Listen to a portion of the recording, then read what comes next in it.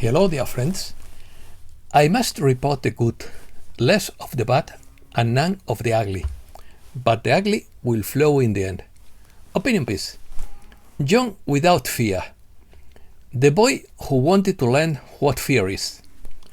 Information chaos. Everything moves fast. Frequency increases. Good news and bad news. Bad intentions are awakening. The situation is very unstable. The value of money is falling. The weight of news is overwhelming. The economy is on a knife's edge. The monster is destroying itself. The rise and fall of prices is simultaneous. 9/11 was about suppressing Christ consciousness. The new earth is the image of the promised land. European states could go bankrupt, according to The Economist. Central banks are printing money like there's no tomorrow. Let's start. I would like to live as Alice in Wonderland, but I get to play the role of the story of the youth who went forth to learn what fear was. A Brothers Grimm fairy tale of a young man who set out to learn to be afraid. He was afraid of nothing and wanted to know what fear was, even though every night he faced a more terrifying threat in an enchanted castle. He lamented that he did not know what it was like to tremble, until one day his wife, the princess, poured a pitcher of cold water on him as he slept, and at last he could tremble, but not with fear. I think the white hats are carefully provoking the dark hats or allowing their movements to develop to frighten us. And sometimes I notice that fear enters my field of consciousness, but I reject it. The sheer weight of the daily news is overwhelming. Farmers' fields taken out of production. Crickets will be your next meal.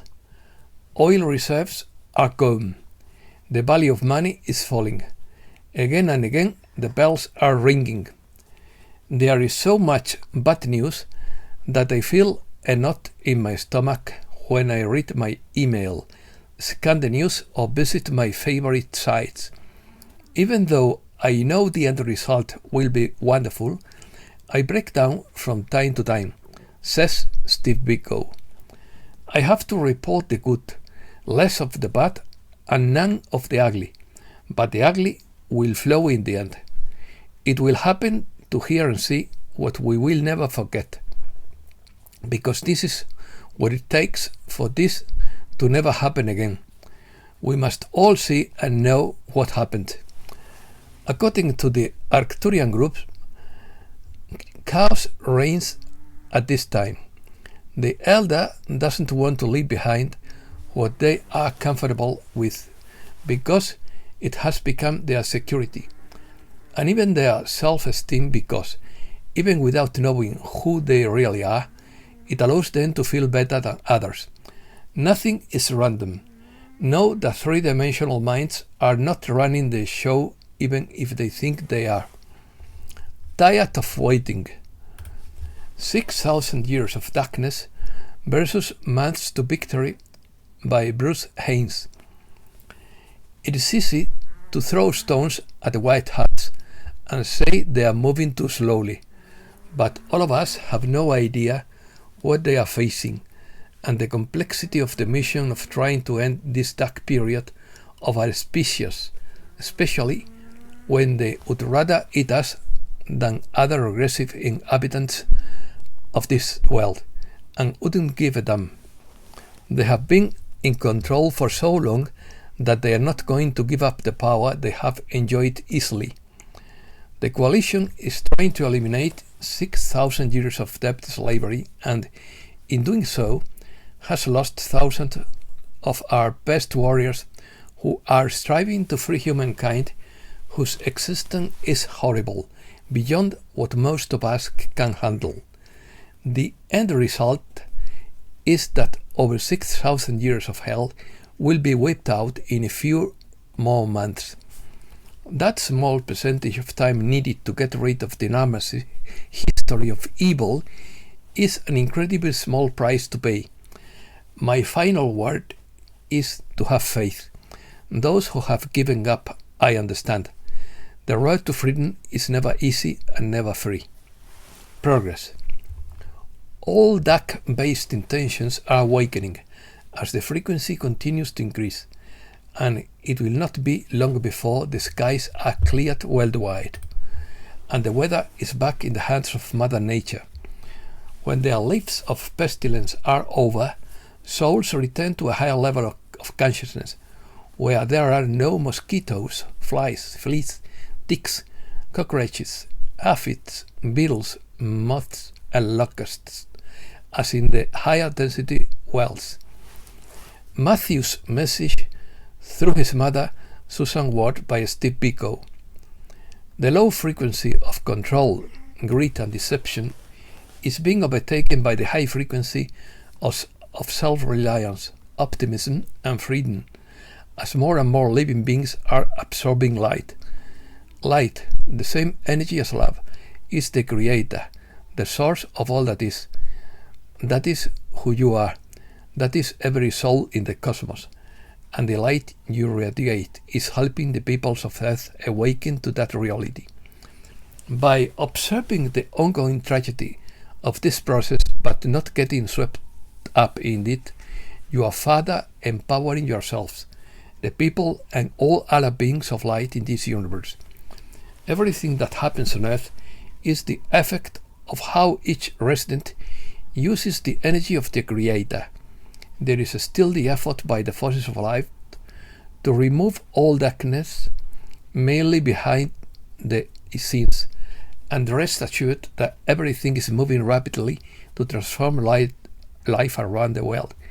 Your contribution is as vital at this time as it has been all along. Doubles. There are several doubles, some of whom wear very thin and flexible plastic face masks and made a good effort at mimicking the speech and gestures of real people. Others fall short, but because of the audience knows nothing about the doubles, they do not question whether the individual they see is the real person. In addition, realistic computer-produced photos and films are broadcast on television to show that these people are alive and active. As other truths loom, so too will such deceptive measures emerge.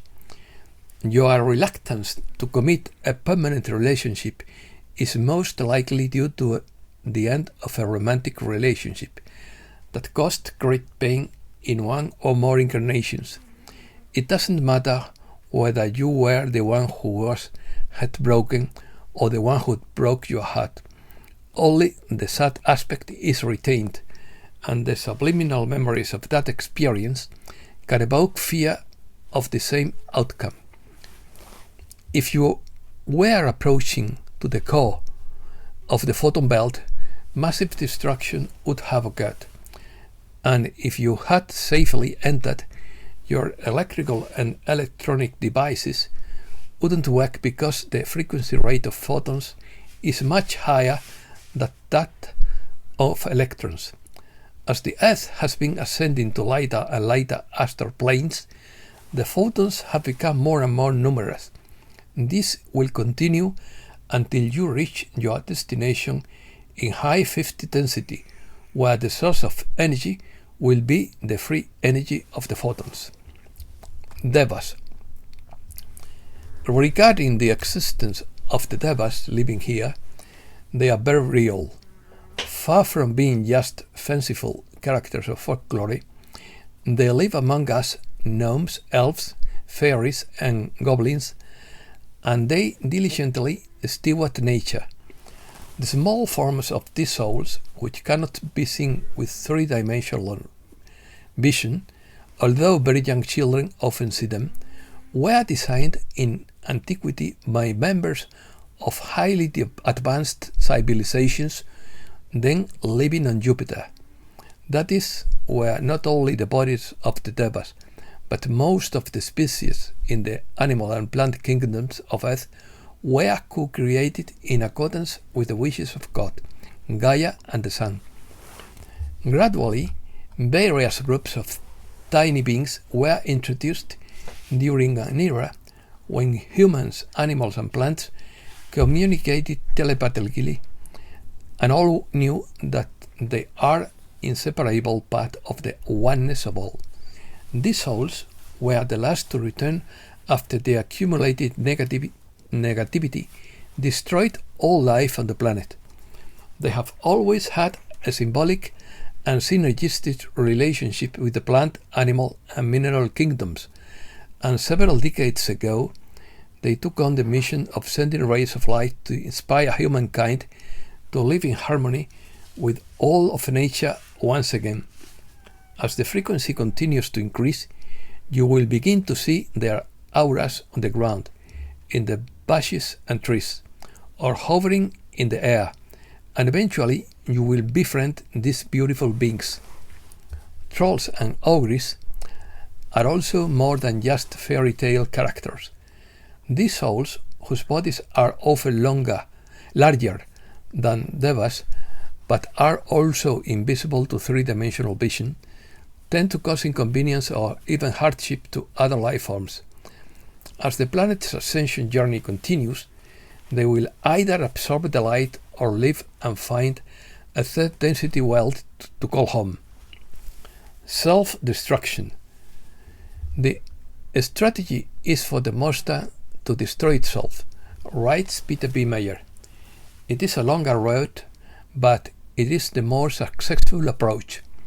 The world is financially, economically, and morally bankrupt, but people are led to believe that everything is fine. It is absurd that all papers' assets are at all-time highs, while assets that protect wealth, such as gold and silver, are totally depressed in price. It seems that the European Union wouldn't survive, and at that point all the powerful economic cycles would come together in a short time to form a super cycle heralding collapse. Inflationary pressures continue to grip the economy. The economy is on a knife edge between destructive deflation and runaway inflation. Prices can fall and rise rapidly and unexpectedly in one direction or the other. The display of relative price stability is a consequence of the simultaneous production of deflation and inflation, but it is far from price stability. In fact, the situation is extremely volatile. Deflation is the decline in the general price level, and inflation is the rise in the general price level. For the last 12 years, there has been deflation because the world is in depression, but central banks cannot tolerate deflation, so they have to cause inflation. That is why the overimpression of money is so prolonged. The pressure comes from both sides, namely deflation versus inflation, depression versus money printing, one pushing the other. Deflation and inflation are fighting on the edge. In the end, one side wins, but the battle may go on for some time until one side has exhausted the other. The next shoe to drop will be deflation, as it is back in the economy and will wipe out all the carefully laid out central planning, which is attendant market manipulation of the last 14 years. There are clear signs that a deflationary impulse has been unleashed. Relatively low commodity prices confirm this conclusion. Central bankers around the world face policy constraints such as very low interest rates. Creating money out of thin air is not the solution. Central banks print money like there is no tomorrow, while debts are accumulating faster than ever and causing the economy to falter. This scenario is the essence of a sovereign debt crisis. Investors realize that not only will the debt never be repaid, but governments will never be able to pay the interest on the debt they already have. When bond buying slows or stops, the price of government bonds falls and interest rates rise, making it even harder for governments to pay the interest on the money they owe. This leads to an avalanche of defaults. Europe. How Russia cutting off its oil supplies would impact Europe. If Russia stops supplying oil to the West, it could aggravate the recession in Europe, hurt the US economy, and further weaken transatlantic ties, economists say, according to the Washington Post on Sunday. Europe caused the current energy crisis, says former Austrian Foreign Minister Karin Kneisl, who pointed out that energy prices rose by 30 to 40% after April 2021, but are now up 400%. Europe's states could go bust and its electricity sector become a thing of the past, writes The Economist. In quotes, if Euro gets it right, it can protect its citizens and continue the transition to a new, cleaner energy system. But if its actions are wrong, states could go bankrupt and Europe's power sector will be stuck in the past, says the British magazine The Economist. British Prime Minister Liz Truss called for an end to the monarchy in 1994. Surprising. Americas. Mexico charts the future of electric batteries with new state-owned company Litio MX. Argentina and Paraguay jump on the integration bandwagon. Riots mark the march in remembrance of the victims of the dictatorship in Chile. Bolivia seeks to stop exploitation of indigenous people and protect uncontacted villages. The Bolivian government brings electricity to indigenous communities in the Altiplano. The Bolivian government is betting on solar energy to live in harmony with Mother Nature, in quotes. Messages. 9/11 according to Archangel Michael. September 11th was a day designed to suppress the emergence of Christ consciousness on earth. That is the only goal they have, to prevent Christ consciousness from returning to this planet. But it is returning rapidly. Many of you are already waking to embody the Christ within you. September 11th was a day of awakening for many of you, and the revelation of true events of that day continues to awaken you now. You do not see the similarity, the correlation, a white pole-like structure with a plane flying overhead. Does this not look like a cross to you? Those within who gave you their lives so that others might awaken are indeed martyrs, and should always be remembered for the great sacrifice of love they gave. This was the second impalement of the Christ, and there will be more attempts that need to be suppressed as they continue to live and fight for the light on earth. The New Earth, according to Yeshua through Pamela Cripe. You sense that many things are changing, and indeed there is a turmoil and chaos all over the world at this time. And deep in your heart you carry a vision. It is a vision, the image of the promised land. You have carried this vision for many lifetimes. Time and again this vision has inspired you to return to earth. But what is the promised land all about? The promised land was spoken of in the Bible, and some people thought at the time that it was a physical country, but it is not. Right now, you call it the New Earth. You visualize a different reality in front of you. But I tell you that the New Earth that you dream of is born within your heart. You have cherished this vision of the New Earth for so long now, it is time to express it outwardly in the world, and it is time to join with others who have a kindred spirit. Curious. Magnetic levitation allows a car to move 35 millimeters off the ground in China. A fusion reactor records a temperature 7 times hotter than the sun for almost 30 seconds in South Korea. Secret diplomatic mission to undersea series in the Atlantic Ocean, according to Dr. Michael Sala. Ji-Pei, who currently works in the army as a quartermaster and chemical repairman, was recently taken on a hidden mission to an undersea city off the coast of Florida in the Bermuda Triangle region.